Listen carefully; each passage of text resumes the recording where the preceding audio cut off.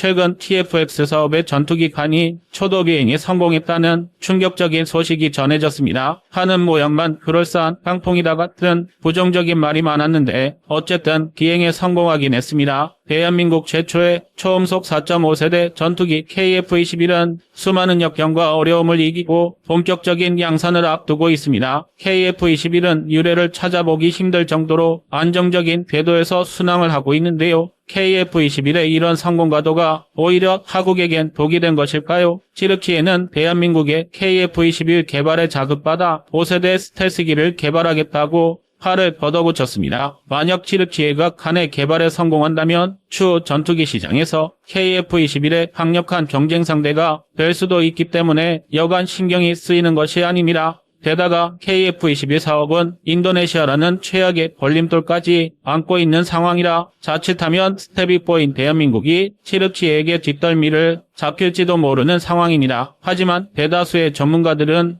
칸의 이번 초도 비행 성공은 사실상 큰 의미가 없다는 분석을 내놓고 있으며 분담금 미납으로 KF-21 사업에 재를 뿌리고 있는 인도네시아도 조만간 정리될 수 있다는 전망이 나오고 있습니다. 그래서 준비했습니다. 오늘은 KF-21이 직면한 외부의 위기 상황에 대해 알아보겠습니다. 지금 보시는 영상이 마음에 드셨다면 지인들의 카톡으로 공유해주세요. 여러분의 구독과 좋아요는 꺼리튜브 영상 제작에 많은 힘이 됩니다. 현지 시각으로 지난 21일 치르키의 제초의 5세대 전투기인 칸이 첫 비행을 완료했다는 소식이 전해졌습니다. 치르키의 수도 앙카라 인근 공군기지에서 이륙한 칸은 230노트의 속도로 8000피트 고도까지 올라가 13분 동안 비행하며 이상 없이 착륙까지 성공했는데요. 비행 성공 후 치르키의 대통령 에르도안은 5세대 전투기 생산 과정에서 중요한 단계를 넘어섰다. 친구에게는 믿음을, 적에게는 두려움을 불러일으킬 칸의 다음 테스트도 빠르게 완료할 수 있도록 노력하겠다고 발표했습니다. 소식을 접한 치르키 국민들은 치르키 항공산업이 위대한 성취를 이루어냈다고 크게 기뻐하고 있는데요. 해외에서는 벌써부터 칸이 한국의 KF-21보다 수출 경쟁력이 높을 수 있다는 분석이 제기되고 있습니다. 칸은 이제 막 시험비행 단계에 돌입했지만 처음부터 5세대 전투기로 개발되고 있는 만큼 아직까지는 4.5세대 전투기인 KF-21이 전투기 시장에서 칸에게 밀리는 일도 간과할 수 없습니다. 그런데 칸의 비행 영상을 자세히 분석하던 전문가들은 예상했던 문제점들이 그대로 나타났다며 칸은 결코 성공하지 못할 전투기라고 입을 모으고 있다고 합니다. 전문가들이 주목한 장면은 칸이 활주로에서 이륙하던 순간 꼬리날개가 보여준 움직임이었습니다. 활주로를 달리던 전투기가 기술을 올리며 이륙하던 순간 전투기의 수평 꼬리날개가 위아래로 빠르게 움직이는데요. 이는 이륙 시 낮은 속도에서 단숨에 이륙하기 위해 비행제어 컴퓨터에서 의도적으로 과도한 동작을 하게 만들며 나타난 현상입니다. 전문가들은 칸의 꼬리날개의 움직임이 매우 과하다며 비행제어 시스템의 조정이 잘못되어 있거나 이륙 시 엔진의 힘이 부족한 것 같다는 의견을 제시하고 있습니다. 칸의 기체 부피와 중량에 비해 엔진 출력이 부족하다는 것은 여러 전문가들이 줄기차게 지적해온 사실인데요. 칸 시제기의 엔진은 임시로 미국의 F-15, F-16 전투기에 사용되고 있는 제너럴 일렉트릭사의 F-110 엔진이 탑재되었습니다. 차후 치르키에서 F-110 국산 엔진을 개발하여 탑재할 계획이라고 하지만 전문가들은 F-110급 엔진으로는 이 거대한 기체를 감당할 수 없을 거라는 의견을 내놓고 있습니다. 칸은 전투기 중에서도 크기와 폭장량으로 유명한 F-15보다 길이가 1.5m, 날개 폭이 1m, 기체 높이가 0.5m 더 큰 대형 전투기입니다. 하지만 최대 이륙 중량은 고작 6만 파운드로 같은 엔진을 쓰는 F-15보다 2만 파운드나 적습니다. 거기에 스텔스 형태가 적용되어 일반적인 전투기보다 받는 항력이 증가하기에 같은 출력인 F-15보다 기동성이 훨씬 떨어질 수밖에 없습니다. 덤프트럭에 일반 승용차용 엔진을 장착한 거나 다름없는 것으로 무장 탑재량, 속도, 항속거리 등 모든 비행 능력에서 F-15에 훨씬 못 미칠 것으로 예상되고 있습니다. 전문가들은 칸의 엔진 출력이 지금의 1.3배 이상 늘어나지 않는다면 제대로 된 기동이 불가능할 것으로 예측하고 있습니다. 게다가 치르키에가 부족한 건 엔진만이 아닙니다. 스텔스 설계가 적용되었다라는 것만으로 칸을 5세대 전투기라고 말할 수는 없습니다. 지난 수십 년 동안 F-22 랩터는 세계 최강의 전투기로 군림해왔습니다. 하지만 항전장비와 각종 센서가 극도로 발달한 지금의 F-35와 교전을 벌인다면 기동성에서 앞선다고 해도 다른 성능의 격차로 인해 F-22가 패할 수도 있다는 말이 나오고 있습니다. 그만큼 현대 공중전에 있어 항전장비가 중요하다는 얘기니라. 그렇기에 진정한 5세대 전투기가 되기 위해서는 스텔스뿐만 아니라 에이사 레이더, IRST, EOTGP, EW 슈트 등의 핵심 기술을 기본적으로 갖추고 있어야 합니다. 한국의 경우 이 네 가지의 핵심 기술을 미국의 도움 없이 전부 자체적으로 개발하여 KF-21에 적용하는 데 성공하였고, 티르키예 역시 자체적으로 핵심 기술을 개발하겠다고 힘쓰고 있는 상황이나 시제기가 기행을 마친 상황에서도 주요 항전장비가 탑재되지 않아 개발이 순탄치 않은 것으로 추정되고 있습니다. 에르도안의 지시에 따라 개발 기한을 단축시키기 위해 한 전투기 설계에서부터 엔진 개발, 항전장비 개발까지 병렬적으로 이루어지고 있는데, 전문가들은 이로 인해 개발비가 엄청나게 상승하고 있으며 차후 개발기간 증가로 이어질 수 있다고 경고하고 있습니다. 암울한 티르키의 한해 상황과는 달리 KF-21은 인도네시아라는 거추장스럽던 족쇄에서 벗어날 기회를 만들어가고 있는 중입니다. KF-21 개발 사업에서 진짜 염려스러운 부분은 개발 비용이 아니라 수출이었습니다. KF-21이 아무리 뛰어난 전투기라 할지라도 수출 실적이 저조하면 제대로 양산조차 할 수 없는 게 현실입니다. 실제로 방사청에서 규모의 경제를 산출한 결과 KF-21은 최소 300대 이상을 양산해야 비로소 수익이 발생하는 구조인데요. 국방비의 수백조 원을 때려박을 수 있는 나라라면 국내 소요금만으로 이를 발생할 수 있겠지만, 대한민국이 도입할 수 있는 수량은 유감스럽게도 최대 120대 정도가 한계입니다. 그렇다면 결국 나머지 180대를 오직 수출 물량으로만 발생해야 한다는 건데, 이게 또 쉽지 않습니다. 멀리 갈 것도 없이 당장 T-50, FA-50만 봐도 지금은 불세출의 훈련기, 경공격기로 명성이 높지만 정작 2005년 양산을 시작한 이래 첫 수출은 무려 6년이 지난 2011년에서야 이루어졌습니다. 심지어 그것도 인도네시아에 수출한 게 최초였는데요. 이런 전례가 있었던 탓에 방사청은 인니를 내칠 수 없었습니다. 동남아의 맹주인 인니가 KF-21을 도입할 경우 첫 수출까지 걸리는 시간을 극단적으로 단축할 수 있고, 게다가 시장 개척에도 유리하다고 판단한 것입니다. 뿐만 아니라 인니 자체만으로도 현지에서 48대를 생산하겠다는 계획이었으니 일종의 보험 개념으로서도 인니를 손절할 수 없었는데요. 인니 입장에서는 어차피 아쉬운 건 대한민국이니 제멋대로 망나니 짓을 할 수 있었던 것입니다. 천불이 나는 일이지만 대한민국은 아직 후발주자로서 바잉파워가 부족한 탓에 감수해야만 하는 일이었습니다. 쉽게 말해 뭘 믿고 대한민국이 최초로 만든 전투기를 구입하겠는가라는 걱정을 해소할 수 없었던 겁니다. 그러나 KF-21의 시제기 6대가 모두 시험 비행을 통해 놀라운 성능을 입증하자 상황이 달라지기 시작했습니다. 많은 나라가 KF-21 사업에 참여하고 싶다는 의사를 타진하기 시작했고, 특히 폴란드가 적극적인 참여 의사를 밝혔습니다. 하지만 당시 대한민국은 긍정적인 검토쯤으로 폴란드의 제안을 받아들였습니다. 어찌되었든 인니가 사업 참여 의지를 계속해서 보였기 때문인데요. 그러나 대한민국의 신뢰는 철저히 배신당했습니다. 이후 인니는 분담금 미납액이 천정부지로 쌓여가는데도 라팔, 미라주 2005, F-15EX, UH-60 블랙호크 도입 계약을 체결했는데요. 뿐만 아니라 최근에는 인니 기술진익 하이 연구시설에서 KF-21 관련 기술을 자그마치 6,600번이나 빼돌리려다 적발되기도 했습니다. 이러니 결국 대한민국도 인내의 한계에 도달할 수밖에 없는데요. 실제로 최근 대한민국은 폴란드 제안을 받아들이는 움직임을 보이고 있습니다. 방위사업청장이 직접 현지 매체와의 인터뷰를 통해 폴란드가 KF-21 도입을 검토한다면 폴란드 방산기업을 KF-21 사업에 참여시킬 수 있다고 동원한 것입니다. 그동안 폴란드의 부회는 계속해서 있었지만 거꾸로 대한민국에서 그것도 KF-21 개발에 관련된 고위 관계자가 폴란드에 참여를 언급한 건 처음입니다. 이쯤이면 사실상 대한민국이 KF-21에서 인도네시아 국기를 떼려고 마음먹은 셈입니다. 드디어 방사청이 독한 마음을 먹은 것 같은데요. 더욱이 최근 폴란드는 혼란했던 정치 상황이 차츰 진정되면서 대한민국과의 무기체계 거래 중단 가능성을 일축하고 있습니다. 아무리 동거정부가 되었다 하더라도 자국 안보에 긍정적인 영향을 주고 있으니 대한민국과의 전략적 동맹을 유지하겠다는 건데요. 이에 대한 일환으로 당연히 대한민국과의 무기체계 거래 역시 기존안 그대로 유지할 것이라 밝혔습니다. 오히려 현재 폴란드와의 2차 이행 계약이 확보 상태인 건 대한민국의 수출입은행법 개정이 북핵 예류 중인 탓일 겁니다. 상황이 이렇게 되자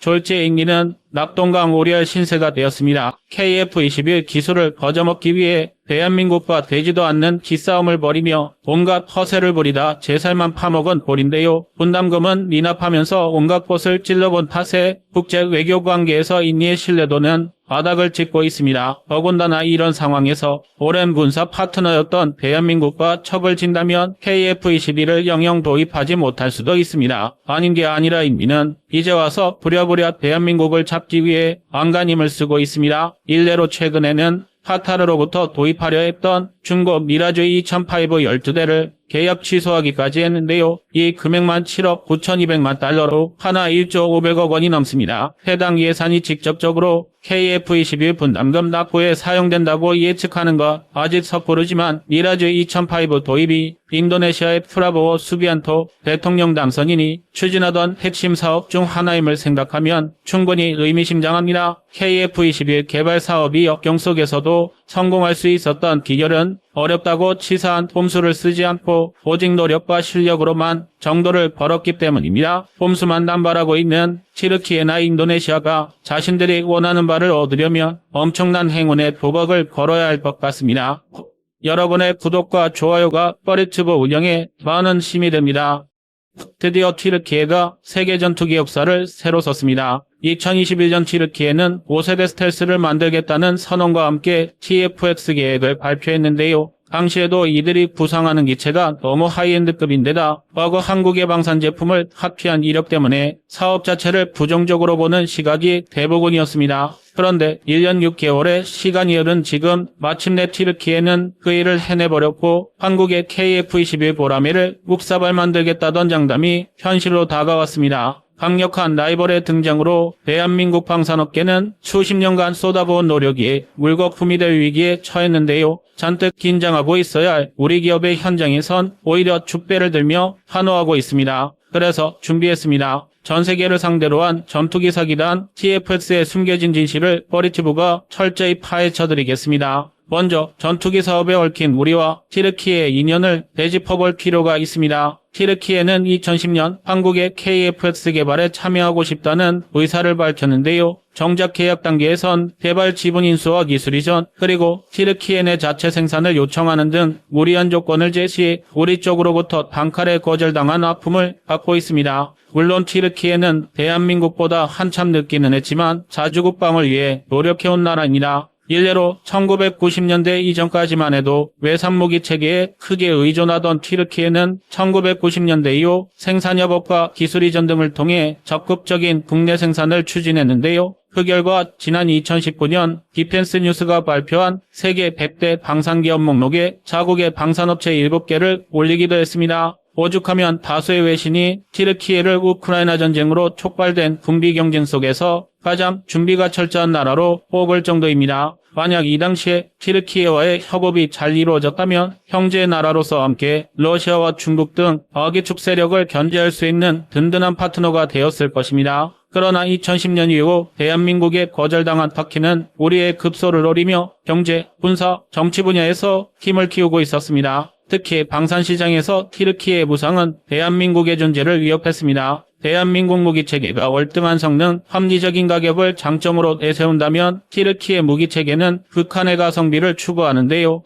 일단 가격이 최우선인 나라들의 이런 판매 전략은 꽤 잘 먹혀 들어가고 있습니다. 실제로 지난 2002년 2.5억 달러 수준에 불과했던 튀르키예 방산 수출액은 지난 2019년 27억 달러, 하나 약 3조 2천억 원 규모로 폭증했는데요. 심지어 튀르키예는 슬슬 자신만의 영역을 넘어 대한민국의 자리까지 침범하기 시작했습니다. 특히 이번에 공개한 자체 개발 5세대 전투기 TFX MMU는 KF-21의 양산을 목전에 두고 있는 대한민국에 심각한 위협이 될 수도 있는데요. 그도 그럴 게 튀르키예 방위사업청 SSB가 밝힌 TFX의 성능은 KF-21은 물론 현존하는 최강의 전투기로 평가받는 F-21 랩터를 능가합니다. 먼저 외형에서부터 TFX는 전장 22m, 전폭 14m, 전고 6m에 육박하는데요. 전장 19m의 F-22보다 무려 2m나 큰 대형 전투기인 것입니다. 또한 최대 이륙 중량은 약 27톤으로 KF-21보다 2톤가량 더 많은 무장을 탑재할 수 있는데요.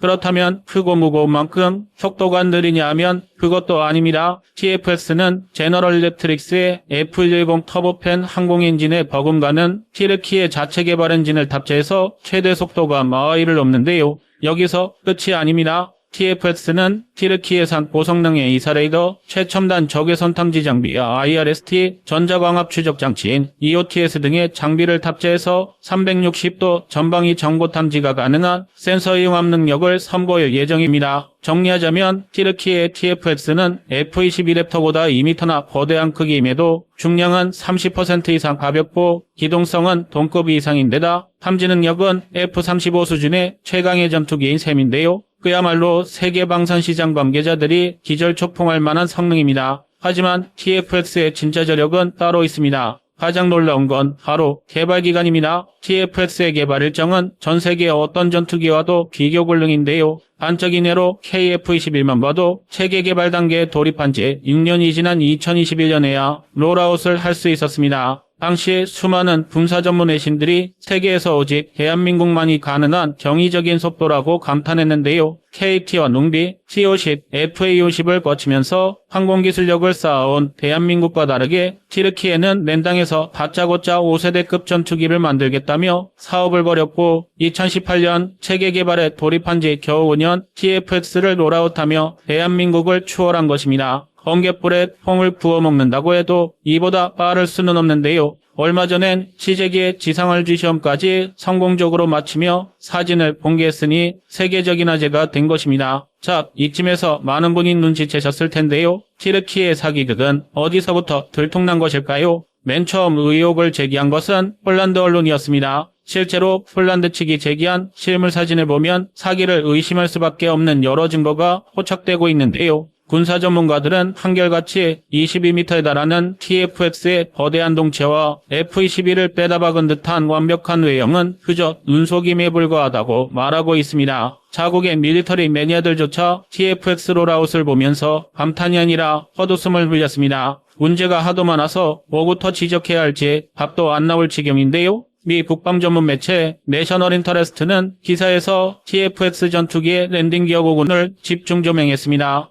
실제로 이 부분을 자세히 살펴보면 반드시 있어야 할 부품 대신 엉성한 기믹이 자리를 차지하고 있으며 후방 랜딩 기어는 수납조차 불가능한 구조라는 것을 알 수 있습니다. 또한 내셔널 인터레스트는 지난 티르키의 국제방산전시회에 공개됐던 TFX의 모급과 현재 시제기를 비교하며 공기흡입부부터 꼬리 날개까지 조금씩 다른 형태를 보이는 점도 수상하다고 밝히고 있는데요. 자체 설계와 제작 기술이 없는 티르키예가 과연 이런 설계 변경이 가능했을까 하는 것이 그들의 의견입니다. 외형뿐 아니라 기체 내부의 사정은 더욱 심각합니다. 일단 가장 큰 문제는 엔진입니다. 티르키예는 미국 제너럴 일렉트릭의 F-110 엔진을 조달해 우선 적용하고 차후 자체 개발한 동급 엔진을 탑재하겠다고 밝혔습니다. 그런데 티르키예는 전투기 엔진 자체 개발이 가능하냐 여부는 둘째치고 애초에 F-110 엔진을 수입하는 것조차 불가능한 나라입니다. 티르키예가 러시아의 S-400 도입을 강행하면서 미국의 접선국 대응제 제법 CAA-TSA에 이름을 올렸기 때문인데요. 이로 인해 티르키예는 CAA-TSA가 풀릴 때까지 미국 내에서 어떤 계좌도 만들 수 없습니다. 쉽게 말해 아예 금전거래가 불가능한 건데요. 현 상황에서 티르키예가 F-110급 엔진을 구할 수 있는 유일한 방법은 아예 미국과 처벌제 생각으로 자국에서 운용 중인 F-16을 분해하는 방법입니다. 그리고 카피 엔진을 만드는 건데요.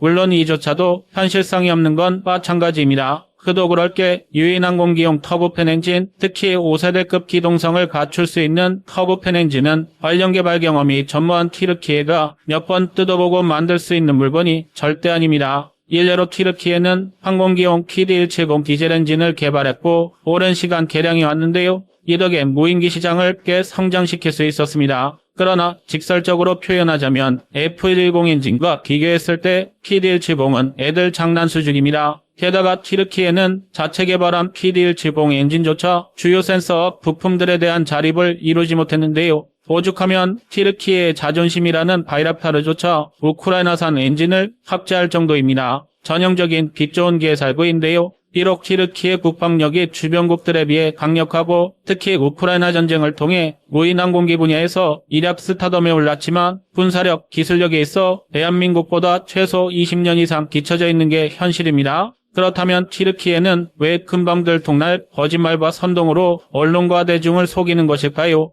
여기엔 며칠 앞으로 다가온 튀르키예 대통령 선거 일정이 큰 이유라는 분석입니다. 지금 튀르키예는 지난 2월 6일에 발생한 지진의 여파로 현재 집계된 사망자만 6만 명에 이르며 2,300만 명의 이재민이 발생하며 복부는 꿈도 꾸지 못하는 대재난을 넘어 국가의 존속마저 위협받는 상황인데요. 허술했던 재난대비책과 사고 안일한 대응이 문제거리가 되어 민심은 흉흉해지고 현 정권에 대한 비판의 목소리가 높아지고 있습니다. 이대로라면 만 10년째 대통령직을 맡고 있으며 총리직까지 20년 넘게 튀르키예 정가를 독점했던 레제프 타이이프 에르도안의 낙선이 확실시 되고 있는데요. 이런 분위기를 반전시키기에 현 튀르키예 정부는 그동안 미진했던 국가정책의 진행 과정과 성공을 홍보하느라 열을 올리고 있으며 여기에 5세대 전투기 사업이 포함됐다는 것이 정설로 받아들여지고 있습니다. 더구나 여전히 문맹률이 높고 민족주의와 보수적 성향이 강한 튀르키예 국민의 성향을 봤을 때 이런 프로파간다가 먹힐 가능성은 매우 큰데요. 잘만 하면 국론 통합과 국가 자존감 회복이라는 부가적인 소득까지 얻을 수 있으니 튀르키예 정부로선 충분히 시도할 만한 도박인 것입니다. 실제로 TFX가 공개된 2023년 3월 18일은 튀르키예 공화국이 수립된 지 100주년이 되는 해일뿐만 아니라 승전기념일입니다. 더군다나 지난 2월에 발생한 대지진으로 사실상 20년째 독재를 이어가고 있는 에르도안 대통령의 지지율은 날이 갈수록 추락하고 있습니다. 이런 상황에서 TFX의 롤아웃은 며칠 후 대선을 위한 정치적 수단으로서 최적의 이벤트입니다. 그러나 TFX 시제기 선동만큼은 국내외 언론뿐 아니라 자국 전문가들에게 들통나버렸으니 에르도안의 큰 그림은 산산이 조각날 확률이 커졌습니다.